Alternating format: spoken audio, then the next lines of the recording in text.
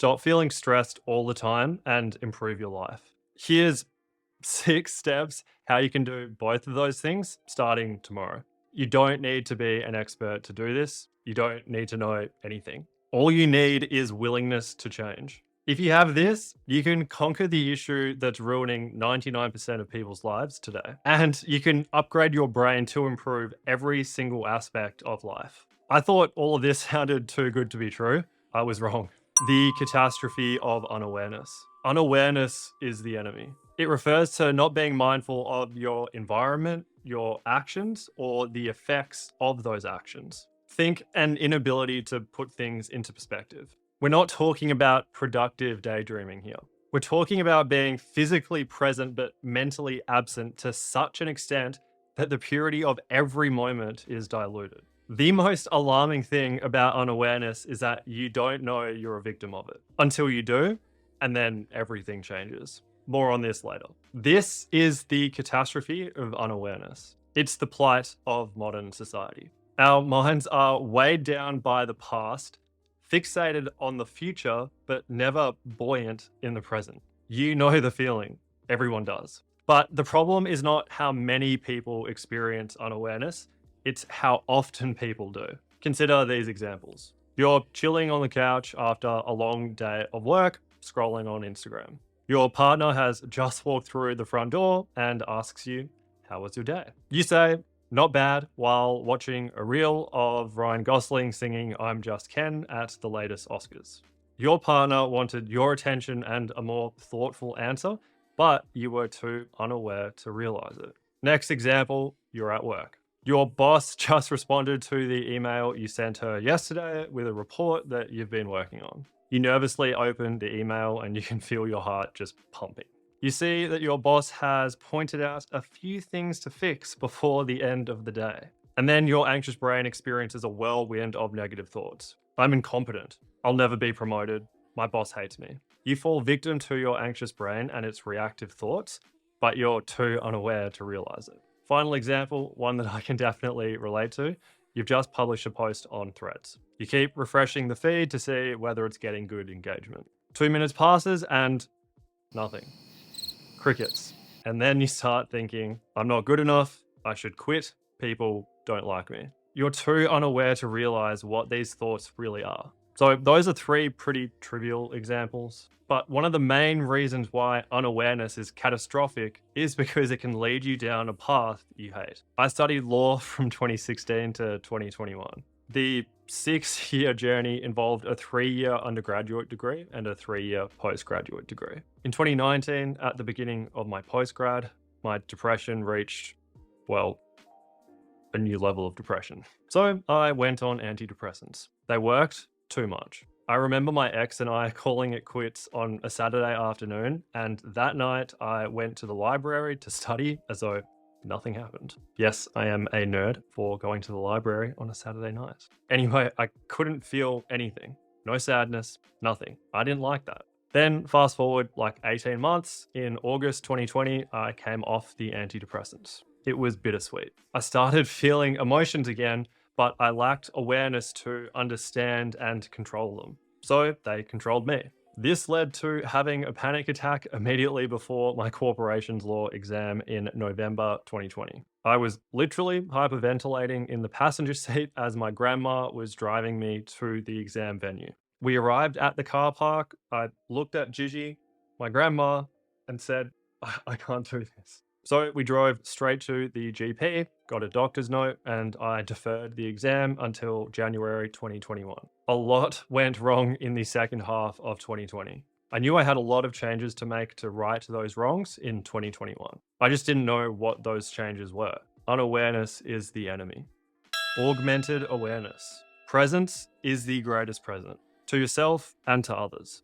When you're present with yourself, you observe your thoughts instead of become your thoughts. For instance, you observe you're feeling angry instead of becoming angry. See the difference? When you're present with others, your mind turns outwards. For instance, you're not ruminating on the passive-aggressive email from your property manager while you're at dinner with a mate. Nor are you thinking about what you're going to say while your mate's talking to you. Your attention is simply on your mate. You're appreciating the perfection of every moment, unaffected by the past or the future. Our goal here is to recapture awareness in as many moments as possible to improve our life experience. The goal is augmented awareness. It's like augmented reality, like Vision Pro, but you don't need new hardware. Your brain is the hardware. You just need to update its software. What happens if you do the update? Let's return to our earlier examples and take a look. So you're chilling on the couch, scrolling on Instagram, your partner just walks home and she asks you, they ask you, he asks you, how was your day? Two options here. You say, hey honey, I want to be present with you. I'm just watching a reel. It's got 30 seconds left. Do you mind if I finish watching it and then I'll put my phone away and I'm going to tell you all about my day? That's option one. Option two, you put your phone down and out of sight immediately and you start telling your partner all about your day. Again, your partner wanted your attention and a more thoughtful answer. This time, you had the awareness to realize it. Example number two, you're at work. Your boss just responded to the email you sent her yesterday with the report that you've been working on. You understand this very moment has been anxiety-inducing for you in the past. So you take a few box breaths. It's a 4-second inhale through the nostrils, 4-second hold, 4-second exhale through the mouth, 4-second hold. And repeat. You do those box breaths to relax your nervous system. Once you've done those box breaths, you calmly open the email and see that your boss has pointed out a few things to fix. Then your mindful brain has the following thoughts. I can't improve without feedback. Good feedback will actually help me get promoted. It's pretty good that my boss has actually taken the time to give me that sort of feedback. So your mindful brain has always had the capacity to have these thoughts. This time, you just had the awareness to realize them. Last but not least, you have just published a post to Threads. You refresh the feed to see whether it's getting good engagement. A few minutes passes and nothing. No likes, comments, replies, reposts, crickets. Then you remember, thoughts about not being liked or good enough are precisely that. They're just thoughts, they're not truths. Anything meaningful in life is the result of a process, like 10,000 posts, not an event, like one post. And most importantly, pixels on a screen don't reflect your worth as a human being. You've always had the ability to zoom out and see the bigger picture, but this time you had the awareness to actually do it. I realized similar things after my panic attack, but it didn't happen overnight. Shortly after the incident, the summer break here in Australia started and my partner and I went on a little holiday nearby. One of my best mates has a beautiful holiday house about 3 hours away from where I live, and they let Han and I stay there for a week. Shout out Francis's. So this house has nature all around it. One morning I saw Han sitting in the backyard surrounding all the trees and shrubbery, and I asked, "What you doing?" She said she was just about to meditate and asked if I wanted to join. Given the incident and my eagerness to sort my shit out before starting my final year of law school in 2021, I thought, why not? At that point, I'd meditated daily for about 2 minutes for 3 to 4 months in 2017 while I was on exchange in Sweden, but I never continued the practice when I came home. That first meditation with Han during our holiday changed my life. During the 10 minutes, I started noticing all of my thoughts and just became completely present. My mind didn't wander once. No. Anyone who tells you that about their first or 1001st time meditating is talking shit. Real talk, during that 10-minute meditation, my mind was probably wandering for about 9 minutes and 59 seconds. But the power of the practice was in the 1 second when my mind wasn't wandering. I was present, I was aware. I was observing my thoughts instead of becoming my thoughts. In that moment, I realized whatever this meditation thing is, it can't not help me sort my shit out before going back to uni next year. So I decided to make it a daily practice. And 1,218 days later, here we are. Some days my mind still wanders for 99% of the meditation. On others, it might wander for 90%. But the point isn't to just completely reduce how much the mind wanders. It's about noticing whenever it does. And the more you practice this, the more you augment your awareness in everyday life. Literally 2 days after that first 10-minute meditation with Han, I started observing all of my thoughts about law. I'd been studying full time for 5 years at that point. And I realized not once did I ask myself, Lennox, why are you doing law? After just a few days of meditating, I gained the slightest bit of awareness to confront that question. The only answer I could come up with was money. I realized I hated everything else about it. So meditation augmented my awareness and helped me realize I was on a path that made me feel miserable. My hardware, my brain, was capable of connecting these dots the whole time. It just needed a software update. Augmented awareness through daily meditation is how I updated my brain software. It's how you can too, and here's how. How to stop feeling stressed and improve your life in 6 steps tomorrow. Step 1, choose duration. This is where you choose the duration of the meditation you can commit to daily. This might be 1 minute or 21. The most important thing, and I cannot emphasize this enough, is to pick a time you know you can commit to.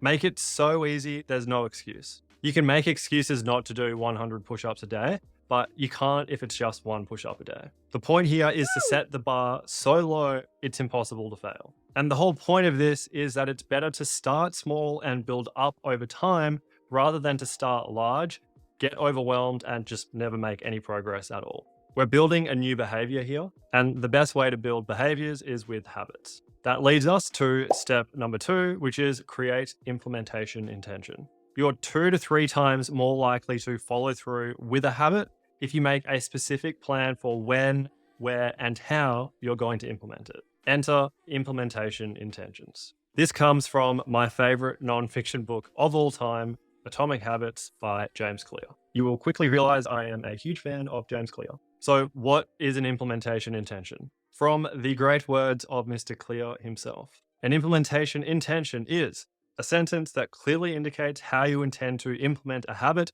by detailing the day or days, time, and place you will complete it. Here's the formula. Implementation intention equals on day, at time, I will habit at location. So, for example, this is my implementation intention for my own daily meditation practice. Implementation intention equals each day at 2 p.m., I will meditate for 15 minutes in the lounge room. So remember, that is just my implementation intention, but you do not need to start with 15 minutes. Just start with 1 minute. And here's a pro tip. I just bit my tongue. Pick a time in the day you know you always have control over. It's a constant, regular part of your day, so you never have any excuses not to show up. For me, I know I'll either be home from the gym or be home for my lunch break by 2 p.m. every day. But if you don't have much flexibility with work hours, I suggest picking a time shortly after getting out of bed in the morning so you've had a chance to wake up a bit. Importantly, meditation is not hitting the snooze button and just lying in bed for an extra 5 minutes and thinking about stuff. Okay, that's step 2. Step 3, calendarize your daily meditation. This one requires you to create a repeating daily event in your calendar that reflects your implementation intention. Relating this to my implementation intention, I'd create a repeating daily event in my calendar called Meditate from 2 to 2:15 p.m. at lounge room. You don't have to do this forever. The hardest part of building habits is starting them. So this act of calendarizing your meditation is just a little way to remind yourself of the commitment you've made through your implementation intention. Step 4, select app. There are hundreds, probably thousands of meditation apps. Don't let this paradox of choice get in the way of meaningful change. Don't overcomplicate it. I'll make it easy for you. Choose Calm or Headspace. I'm not affiliated with either, but I've used Headspace every day for the last 1,200 days and I love it. By the way, probably important to mention, there are many days I just don't feel like meditating, or I feel like I'm so pressed for time where I just don't think I can. But now I've gotten to a point where I literally just don't want to lose my 1,200 day streak.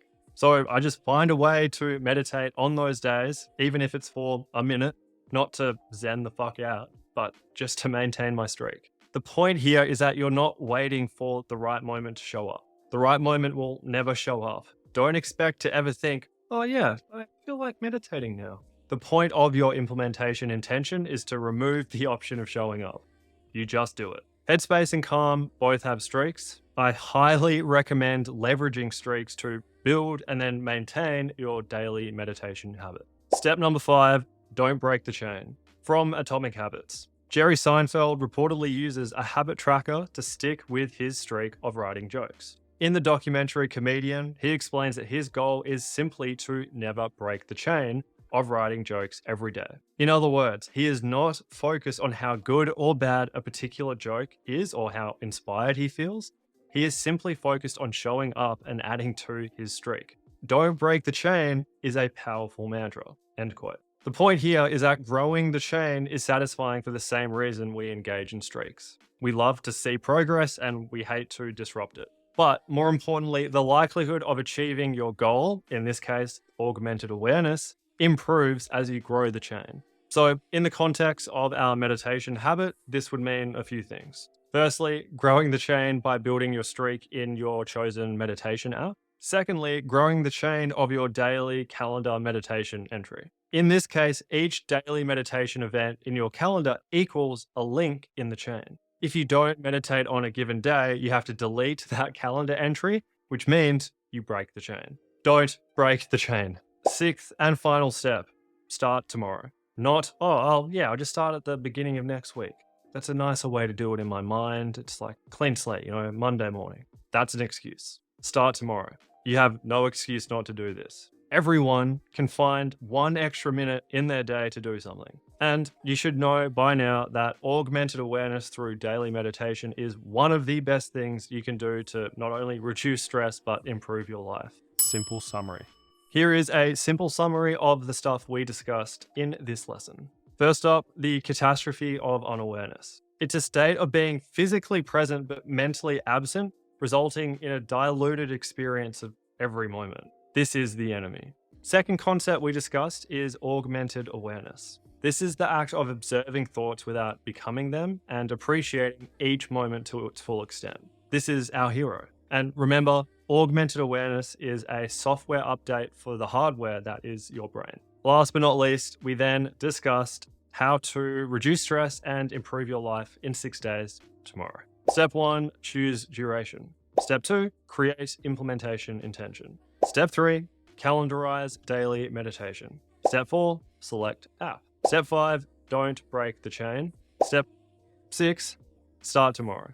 Here is the lesson. It is the one thing you should take away from everything we've just discussed. Daily meditation is how you overcome the catastrophe of unawareness and improve your life through augmented awareness. Okay, I will close with the following excerpt from one of my favorite books. It is The Almanac of Naval Ravikant by Eric Jorgensen. And I quote, "There will come a day when you sit down to meditate and you'll hit a mental inbox zero. When you open your mental email, and there are none, that is a pretty amazing feeling." End quote. I haven't gotten to that feeling yet. I don't know if I ever will. But the journey to get there is what it's all about anyway. If you want to tag along with me on your meditation journey, join Saints College. It's my free community where you can get behind the scenes access to everything related to this lesson. And you can hop on a free call with me. I promise it is not a sales call. So you can implement the how to reduce stress and improve your life in 6 steps tomorrow process and start getting results